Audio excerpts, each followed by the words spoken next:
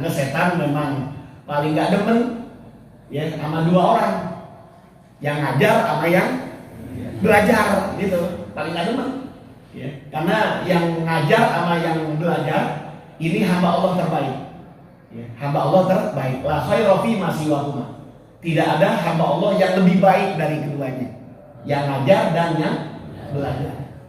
Karena setan itu gak takut mahal ibadah ya. Jadi jangan sangka bapak rajin tahajud setan takut, maka enggak. Setan tuh paling takut sama orang berilmu, orang yang berilmu. Kenapa? Karena orang yang berilmu ini bisa memperbaiki diri sendiri. Nah kalau yang nggak ada ilmunya nggak bisa, perasaannya bener aja kan gitu ya. Nah jadi berat. Hadir dalam pengajian itu adalah satu amal kebaikan yang sangat berat, disebabkan karena banyak gangguannya ya, banyak gangguannya. Saya bilang jangan ya, nanti kalau ente banting setir dagang berhenti ngajar, nanti bapak ibu ente sedih gitu ya. Karena memang setiap orang tua tuh kepengen dah salah satu dari keturunannya itu ya, kalau nggak anak ya mantu lah gitu ya, yang jadi ahli dalam bidang agama. Karena pada saat orang yang mati syahid mendapatkan jatah memberikan syafaat 70 orang. Nah tapi kalau guru agama ini memberikan jatah syafaat kepada setiap orang yang dia kenal, kan banyak dia ya. Makanya perlu kita berkenalan dengan ulama gitu, perlu. Karena nanti pada saat kita membutuhkan syafaat di hari kiamat, mereka tuh yang akan membantu kita untuk terbebas dari pengadilan akhirat. Apalagi kalau sang ulama ini, sang guru ini dari keluarganya dia, ya otomatis kan yang dibela pertama kali kan keluarga gitu ya. Nah jadi beruntunglah bagi satu keluarga besar yang diantara anggota mereka itu ada yang menjadi guru-guru agama. Ya kita pun akuilah semuanya, pada saat kita sudah memasuki usia yang sudah tidak muda lagi, nah kita kan seneng ya kalau ada anak, mantu, cucu mungkin yang hafal Quran gitu ya, apalagi dia bisa ngajar, bisa mimpin tahlil, wah seneng. Orang tua bangga ya, orang tua bangga. Walaupun duitnya nggak banyak juga gitu ya, tapi orang tua apa ya, bangga.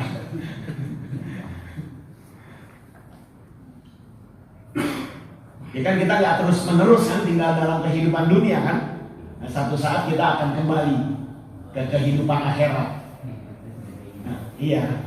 Ya tentu saja yang sangat membantu kemudahan kita untuk berhadapan dengan Allah adalah syafaat dari orang-orang soleh, syafaat dari orang-orang yang berilmu, yang kita sangat harapkan pertolongannya di hadapan Allah. Dah kita kembali.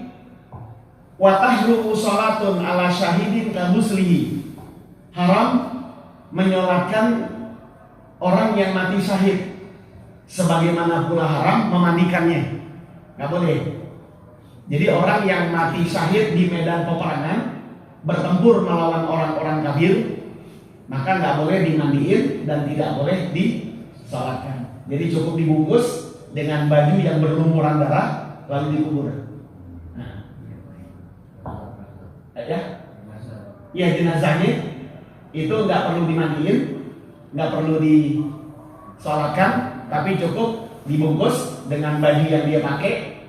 Kalau seandainya kurang disebabkan karena sobek-sobek itu ya, kena sabetan pedang dan sebagainya, sehingga auratnya terbuka, bolehlah ditambah.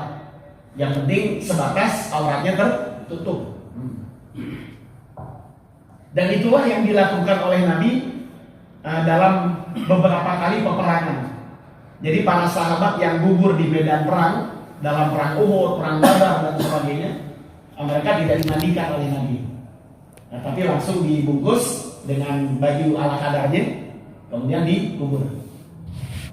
Karena orang-orang yang mati syahid akan berbangga diri di hadapan Allah dengan badan yang masih berlumuran apa? Darah. Ya mereka bangga karena mereka telah mengorbankan nyawanya untuk membela agama Allah. Siapa orang yang mati syahid ini? Wahwa man mata fi qitali kufarin bisababi, yaitu orang yang mati di dalam memerangi orang-orang kafir bisababi, dan matinya itu dengan sebab perang gitu ya. Matinya dengan sebab apa ya? Perang. Tapi kalau bukan sebab perang nggak masuk dalam kategori mati syahid. Ya misalnya gini, orang pada perang nih dimasak gitu ya. Dia apa tuh? Masak di tenda. Ntar kalau orang pada pulang nih perang bisa makan. Tadi nggak masuk nih, karena dia mati bukan dalam peperangan. Lagi masak, ya. Biasanya apa? Zeni, tentara Zeni ya. Dia kan nggak perang tuh. Ya. Jadi sebelum tentara masuk ke satu wilayah yang akan diduduki, nah itu bikin jembatan gitu ya. Mungkin kecapean mati gitu ya. Kurang istirahat mati. Nah, jadi dia mati bukan sebab peperangan, tapi dia mati disebabkan karena kasus-kasus yang lain. Nah yang model begini dimandiin, yang model begini disolatin. Nah, walaupun dia mati saat peperangan sedang berkecamuk gitu ya, tapi dia nggak ikut apa? Nggak ikut perang. La asirin kutila sobron, juga tidak termasuk orang yang mati syahid, yaitu orang yang ditawan oleh tentara musuh, kutila sobron, lalu dia dibunuh dalam keadaan sabar. Ya, sobron itu artinya sabar di dalam menghadapi ujian sebagai tawanan perang. Nah, jadi ini pun juga termasuk orang yang bukan mati syahid. Ya, misalnya dalam peperangan nih, nah dia tertawan tuh, dibawa ke camp musuh. Nah, di camp musuh itu mungkin dia disiksa lah atau apalah gitu ya. Nah, akhirnya dia meninggal tuh dalam penahanan. Nah, maka ini bukan termasuk orang yang mati syahid, karena matinya bukan saat berperang gitu maksudnya. Bukan saat berperang. Waktu fina syahidun fi siyabihi, dan dikafankan orang yang mati syahid itu cukup dengan pakaiannya. La haririn, nggak boleh dengan sutra. Jadi kalau seandainya nih dia orang kaya, perang pakai baju sutra lagi, saking apanya tuh kayaknya, mati, sutranya dicopot gitu ya. Karena nggak boleh bagi laki-laki untuk memakai pakaian yang terbuat dari bahan sutra, baik dikala dia masih hidup maupun sesudah dia meninggal dunia. Jadi nggak boleh dikafani dengan kain sutra gitu loh maksudnya. Jadi kain sutranya harus dilepas. Nah, dibawa ke Tanah Abang dan diduitin kan gitu ya. Jangan ikut dikubur. Jadi sesuatu yang punya harga, apalagi mahal di pasaran, itu harus dicopot. Kayak cincin, gigi emas kan itu ya. Orang-orang Madura gigi emas. Ya. Pas dia meninggal dunia, dia cabut ya. Mahal itu. Satu biji berapa gitu? 10 doang.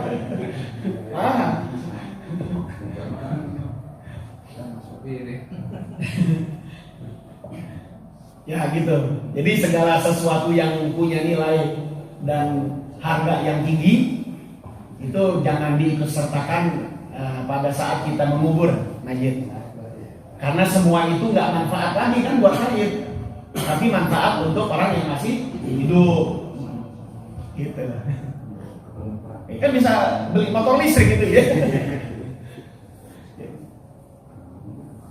Nah terakhir wayun dabu talqinu balighin, dan disunahkan untuk tapi kalau jenazahnya perempuan boleh pakai sutra, atau jenazahnya anak kecil boleh, kan perempuan dan anak kecil boleh kan pakai sutra dikala dia masih hidup, dan begitu pula boleh memakainya ketika dia sudah meninggal dunia.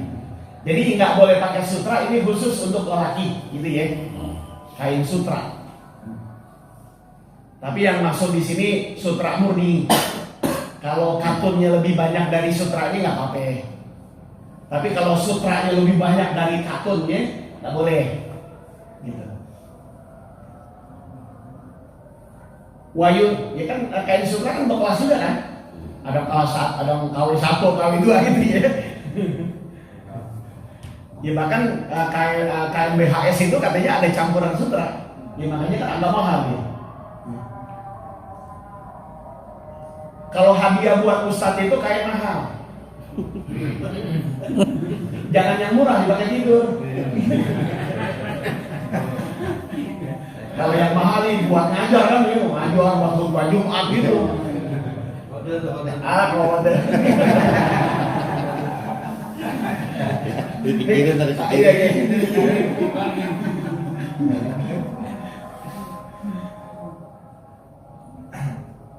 Ya kalau kain mahal sayang buat tidur ya. Wah, ya HS nih. 1 juta lebih misalnya gitu ya. Sayang buat tidur. Nyucinya juga dipisah. Cuman kalau kain-kain murah ya gitu deh. Buat ngopi. Buat tidur.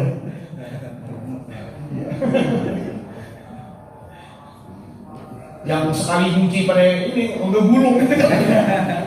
Ya, pada melipat. Wah, ini kain nyusahin kita nih. Ini canda ya, canda. Tapi pikirin lah.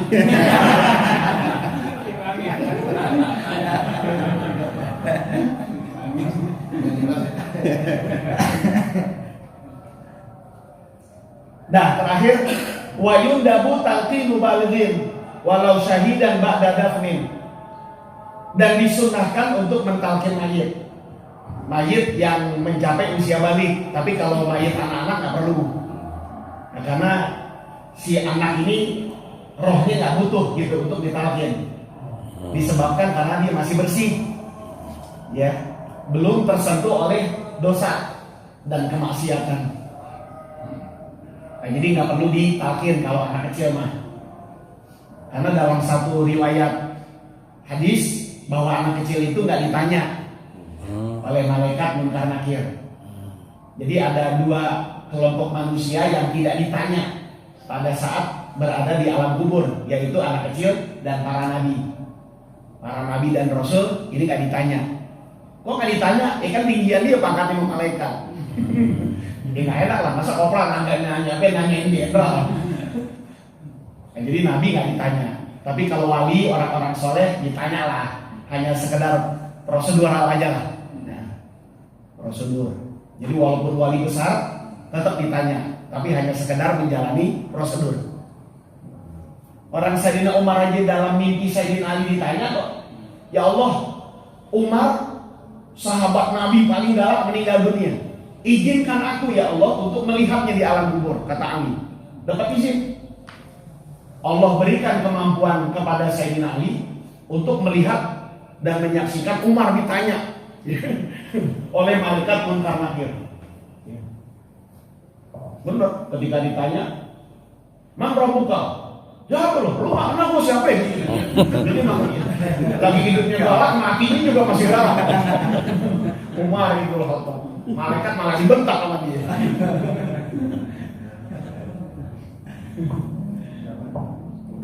Nah itu galak asli itu ya. Ini di luar galak, di rumah ciut sama dia.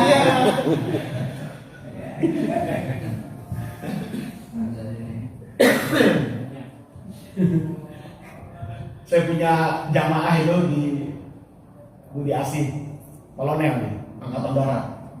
Dia pelatih tembak Pak Prabowo di Cawang. Pernah lagi diajak ke pesantren di Setu sana. Dia bilang, "Pak, kita sholat di sini." "Ya, siap Ustaz." Terus dia ngomong sama bininya, "Bini saya nggak ngasih Ustaz." "Ya, bininya nggak ngasih."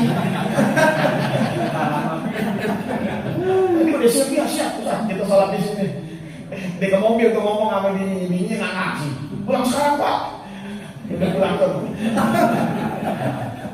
Ini galak di lapangan, di rumah ciut sama bininya.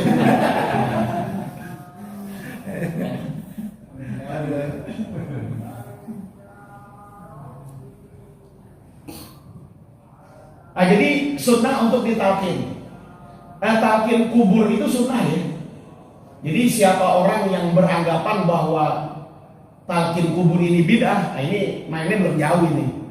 Karena di Sahih Bukhari banyak hadis-hadis yang menjelaskan anjuran Nabi untuk mentalkin mayit. Cuman yang bukan sunnah ini azan. Mengazankan mayit ini bukan sunnah, tapi kias. Karena Nabi sendiri tidak pernah nyuruh, dan di zaman Nabi masih hidup pun belum pernah ada mayit yang diazanin. Yang mula-mula pertama kali mengadzankan mayit adalah Sayyidina Amr bin As di masa kekhalifahan Umar bin Khattab. Beliau tuh sahabat Nabi yang pertama kali mengadzankan mayit. Nah, kalau saya lebih cenderung mengadzankan mayit hukumnya bukan sunnah, tapi kias, interpretasi, kias. Artinya apa? Ketika datang dalam kehidupan dunia di kala masih bayi disambut dengan adzan, dan ketika meninggal dunia dilepas dengan adzan. Nah, jadi kias. Jadi datangnya diadzanin, masa pulangnya kagak gitu maksudnya. Itu namanya kias. Dan kias ini juga termasuk bagian dari hukum Islam. Ya kan, hukum Islam yang disepakati kan ada 4 ya. Quran, hadis, ijma, kias gitu. Nah, jadi mengadzankan mayit ini hukumnya bukan sunnah. Ya kan, kalau sunnah kan harus ada contoh ya dari Nabi kita, minimal ada isyarat dan minimal ada perintah dari Nabi, walaupun Nabi nggak nyontohin. Nah, begitu. Nah, baru masuk dalam kategori sunnah. Nah, tapi Nabi nggak nyuruh, Nabi nggak nyontohin. Di masa pemerintahan Abu Bakar pun tidak pernah ada mayit yang ditalkin gitu, yang diazanin. Nah, jadi ini inisiatif atau inovasi dari Amr bin As. Nah, saat beliau mengadzankan mayit ketika masuk ke dalam kubur dengan alasan kias gitu. Ya samalah di zaman Nabi ada zakat fitrah pakai beras. Nah ada, karena beras nggak dikenal di zaman Nabi. Iya, gandum. Nah, kalau pengen ngikut Nabi pakai gandum, yang makan siapa?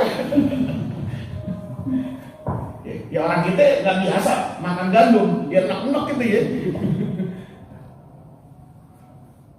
Ya begitu, itu namanya kias. Nah, jadi mengadzankan mayit ketika dikubur itu terhukum kias. Nah, kalau yang sunnah itu adalah mentalkin mayit, itu sunnah. Itu di Sahih Bukhari ada hadisnya.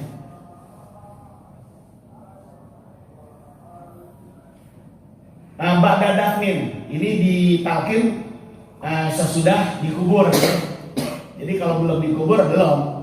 Nah, nanti sesudah dikubur baru ditalkin.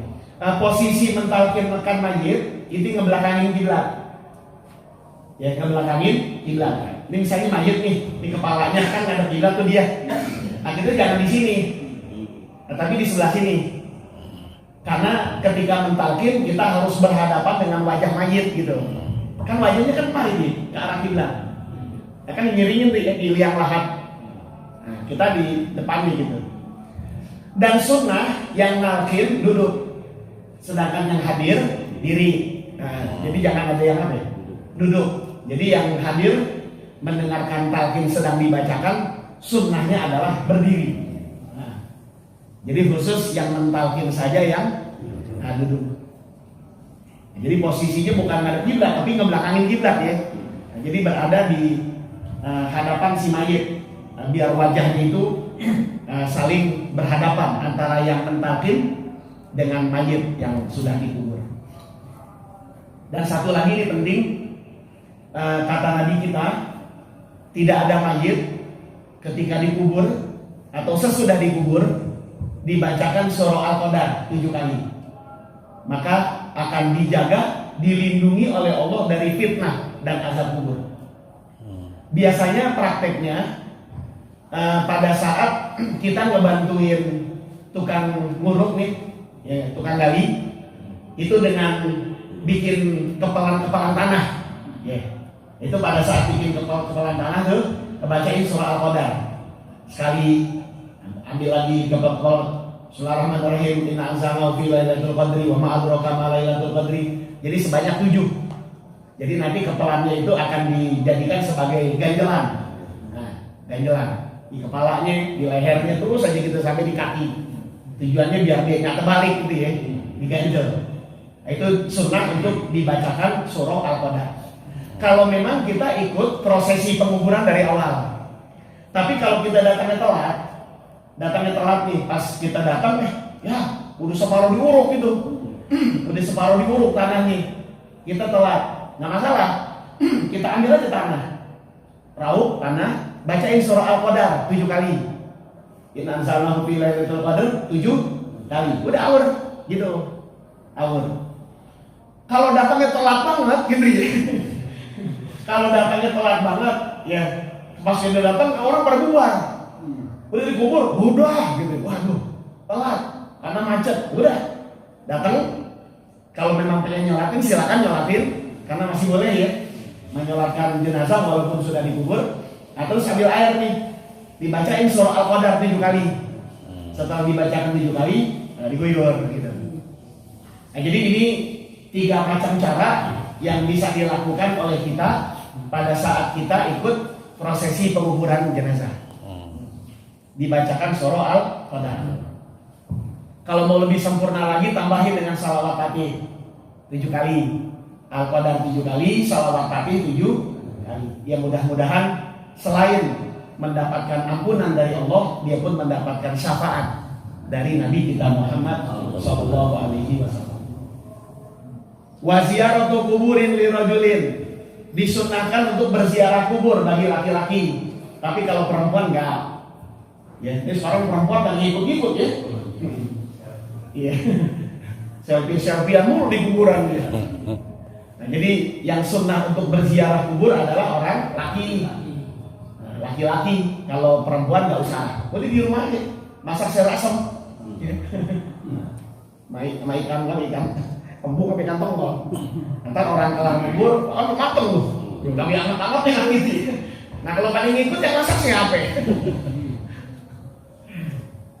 Nah, yang terakhir disunahkan pula untuk mengucapkan salam ketika kita berkunjung menziarahi pekuburan. Assalamualaikum ya ahla diyar minal mu'minin wal mu'minat wal muslimin wal muslimat wa inna insyaallah bikum lahiqun. Salam sejahtera atas kalian penghuni kuburan, baik muslim laki-laki maupun muslim perempuan. Wa inna insyaallah bikum lahiqun. Mudah-mudahan sebentar lagi kami pun akan menyusul kalian gitu. Mau nyusul?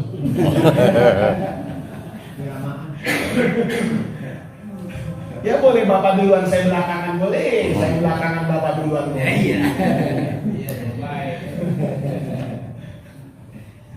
Dah, kami rasa cukup. Mungkin ada pertanyaan? Kalau memang ada, cukup jelas ya. Kalau memang yang berapa kilometer tuh